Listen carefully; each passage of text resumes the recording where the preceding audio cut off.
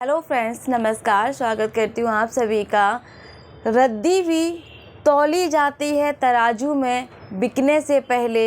यदि तुम्हें कोई परख रहा है तो इसमें बुरा क्या है। जी हाँ, जब रद्दी को हम बेचते हैं तो वो भी तराजू में तौली जाती है, उसका भी मोल भाव होता है। यदि कोई हमें परख रहा है तो उसमें हमें बुरा ही क्या मानना। यहाँ बात करूँगी आज मैं एक ज़रूरी टॉपिक पर। वो टॉपिक मेरा ये रहेगा कि हम जो अब अपनी स्टडी को धार दे रहे हैं उसके साथ साथ क्या करना और ज़रूरी है।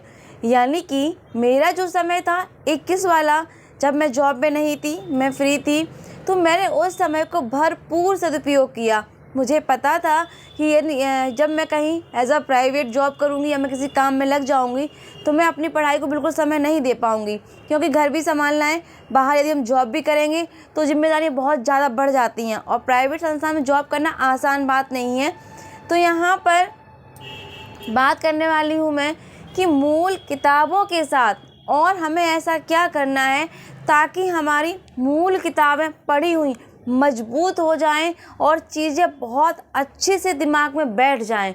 तो उसके साथ हमें क्या करना है, कैसे तैयारी करनी है, कैसे हमें रणनीति बनानी है, कैसे हमें अपना सेटअप करना है पढ़ाई का। तो नए छात्र छात्राएं जो हैं, मुझे लगता है उनको अभी इतना एक्सपीरियंस नहीं है, अनुभव नहीं है कि हमें कैसे चीज़ों को करना है। मैं अपनी बात करूं तो मुझे भी नहीं था। कहते हैं ना, सीखते सीखते हम बहुत कुछ सीख जाते हैं, हमें अनुभव भी हो जाता है। जब हम प्रयास करते हैं चीज़ों को, हम उनको सामना करते हैं तो हमें अनुभव भी हो जाता है। बस उसी अनुभव के आधार पर जो मुझे लगता है कि शेयर करना चाहिए, वरना आज के टाइम में कोई नहीं चाहता कि हम अपनी अच्छाइयाँ या हम अपने अनुभव अच्छे किसी के साथ शेयर करें। सब चाहते पहले मेरा हो जाए, पहले मैं सिलेक्ट हो जाऊं। पर मुझे लगता है कि जो जानकारियां हैं, सही मार्गदर्शन देना ही अच्छे शिक्षक का काम है और शायद वही अच्छे शिक्षक की भूमिका निभाने की मैं कोशिश करती हूँ। फ़र्क ये नहीं पड़ता कि आप सरकारी या प्राइवेट हैं, फ़र्क ये पड़ता है आप शिक्षक अच्छे और महान होने चाहिए। तो यहाँ पर मूल किताबों के साथ साथ हम कैसे और तैयारी करें कि हमारी अच्छी से तैयारी हो जाए। तो यहाँ पर पुनीता जी ने कमेंट्स किया कि मैं केवल अभी मूल किताबें देख रही हूँ, प्रैक्टिस सेट नहीं देख पा रही हूँ, क्या मैं सही कर रही हूँ। मैं कहूँगी कि हाँ, कहीं हद तक सही है, लेकिन इसके साथ आपको करना क्या है, मूल किताबों के साथ साथ आपको ये करना है। मुझे लगता है जब हम कोई किताब लेते तो हम वो लगभग 2 घंटे, 2.5 घंटे, 3 घंटे, 4 घंटे ही पढ़ते हैं। जैसे आपका एक टॉपिक क्लियर हो, 2 टॉपिक क्लियर हो और बहुत ज़्यादा है तो ये प्रयास करिए कि 1 वीक में आप जितने टॉपिक क्लियर कर सकते हैं, चाहे आपके 2 टॉपिक क्लियर हुए हों, चाहे 4 क्लियर ही हो, यानी कि 1 वीक में आप एक काम करिए कि जितने आपके टॉपिक क्लियर हो चुके हैं और आपके पास सफिशिएंट किताबें भी हैं, प्रैक्टिस सेट भी हैं, तो जितने टॉपिक आपने पढ़ लिए हैं मूल किताबों से, उसके बाद आपको ये करना है कि 1 वीक पढ़ने के बाद, यानी कि आप 6 दिन पढ़िए और 1 दिन ऐसा रखिए जो टॉपिक आपने पढ़े हैं उनका ही केवल प्रैक्टिस सेट लगाना है। तो सोच के देखिए कि जो आपने पढ़ा है वो चीज़ें कितनी आपको क्लियर हो रही हैं। क्या उस किताब में जो आपने पढ़ा था वो चीज़ यहाँ मिल रही है, क्या प्रश्न इस तरह से वहाँ से आ रही हैं। तो ये काफ़ी अच्छा अनुभव हो जाता है हमें कि हाँ, हम सही ट्रैक पर चल रहे हैं। मूल किताबें पढ़कर प्रश्न ऐसे ऐसे बनते हैं और इस तरीके से यहाँ पर आते हैं। तो ये बेहद ज़रूरी है। मैं ये तो नहीं कहूँगी कि आप रोज़ प्रैक्टिस सेट, लेकिन जब जब समय मिले, जो टॉपिक आपको क्लियर होते चलें, आप यही करेंगे। यदि आपके 2 टॉपिक क्लियर हैं, 4 टॉपिक क्लियर हैं, तो 1 दिन का समय निकाल के उसके प्रैक्टिस सेट लगाने शुरू कर दीजिए। बेहद आवश्यक है। इससे आप अपने आप को नाप पाएंगे कि हम कहाँ स्टैंड कर रहे हैं। जो पढ़ रहे हैं वो मुझे समझ में आ रहा है, हाँ हम सही पढ़ रहे हैं, हाँ प्रश्न इस तरीके से बनते हैं।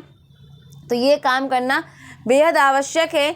मूल किताबों के साथ प्रैक्टिस सेट कब लगाना है ये भी आप सोच समझ कर लगाइएगा। मैं कह रही हूँ कि टॉपिक क्लियर हो जाए, उसके बाद जैसे अगला टॉपिक क्लियर हो फिर उसके बाद लगा लीजिए, तो सॉलिड तैयारी होगी आपकी। और आप यदि कहीं क्विज़ वगैरह करते हैं तो कोशिश करिए उसमें पोल प्रश्न डालिए और उसको सॉल्व भी करिए। और अगर आप प्रैक्टिस सेट लगा रहे हैं या आप कोई प्रश्नोत्तरी कर रहे हैं, ऑनलाइन कर रहे हैं, यूट्यूब पर कर रहे हैं, तो पूरा प्रयास करिए कि जो टॉपिक आप पढ़ रहे हैं उसी टॉपिक को हल करिए। तो सोचिए, जब एक टॉपिक को आप 4 तरीके से पढ़ेंगे तो कहाँ तक क्लियर नहीं होगा और कहाँ तक आपका तैयार नहीं होगा। तो बेहद ज़रूरी है, लेकिन कब, जब आपका एक एक मूल किताब से टॉपिक क्लियर होता चले। एक साथ आप 4 कर लीजिए, उसके बाद आप 4 वो पूरा अपना प्रैक्टिस सेट लगा लीजिए, फिर जैसा आपको सुटेबल हो आप इस तरीके से कर लीजिए। तो यहाँ पर बात करना इसलिए ज़रूरी था कि मैं तो कहती आई हूँ कि मूल किताबें पढ़ना बेहद आवश्यक है और वाकई में आवश्यक है। उसके साथ साथ प्रैक्टिस सेट कब लगाएंगे, चीज़ें क्लियर है। बस यही छोटी सी बात कहनी थी। बाकी अपनी पढ़ाई को आप निरंतर रखिए और जो आपके लिए वैकेंसीज हो, आपको लग रहा है कि मुझे इसमें अप्लाई करना ही चाहिए, तो ज़रूर करिए, निसंकोच करिए। अभी भर्ती जो अच्छी खासी आ रखी है फर्स्ट ग्रेड की राजस्थान में, तो वहाँ पर मैं कई बार बता चुकी हूँ, योग्यता आपकी MA+ BEd है, तो आप वहाँ पर अच्छे से फॉर्म को अप्लाई करिएगा ज़रूर। तैयारी तो आप कर ही रहे हैं, सब्जेक्ट की आपकी तैयारी अच्छी है। रही बात फर्स्ट पेपर की, तो फर्स्ट पेपर के लिए आप कोई अच्छी सी गाइड लेकर उसको पढ़ सकते हैं और आपको इतना पढ़ना है, उसमें आपको 40% मार्क्स लाने हैं। RPSC फर्स्ट ग्रेड में फर्स्ट पेपर में आपको 40% मार्क्स लाने हैं और टोटल मिला के यदि इतने मार्क्स आपके हो जाते हैं तो आपका क्वालिफाई हो जाएगा, तभी आपका सब्जेक्ट का पेपर भी चेक होगा। तो यहाँ पे कुल मिला के बस चीज़ों को करते रहिए, प्रयास करते रहिए, आत्मविश्वास बना के रखिए, सकारात्मक रहिए। काम जरूर होगा, हम सफल जरूर होंगे। कभी किसी की मेहनत और परिश्रम बेकार नहीं गया है, इस बात का ध्यान रखिए। यदि वो शिद्दत के साथ किया गया है तो कभी आपकी मेहनत, कभी आपका परिश्रम बेकार नहीं जाएगा। कहते हैं कि ऊपर वाले का देर है अंधेर नहीं, तो बिल्कुल भरोसा रखिए खुद पर पहले, उसके बाद ईश्वर पर, उसके अपनी मेहनत पर। कुल मिला के पूरा फुल कॉन्फिडेंस रहिए, सकारात्मक रहिए, मेहनत करते रहिए। इसी के साथ वाणी को विराम दूंगी। वीडियो देखने के लिए आप सभी का बहुत बहुत धन्यवाद। नमस्कार, जय हिंद, जय भारत।